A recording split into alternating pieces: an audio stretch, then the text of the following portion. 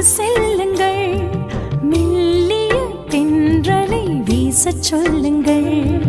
மேகங்களே நீங்கள் தூது செல்லுங்கள், மெல்லிய தென்றலை வீசச் சொல்லுங்கள்.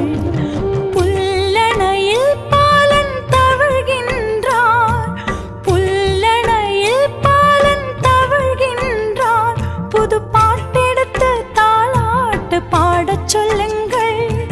கொஞ்சம் பாலன் உறங்கட்டுமே.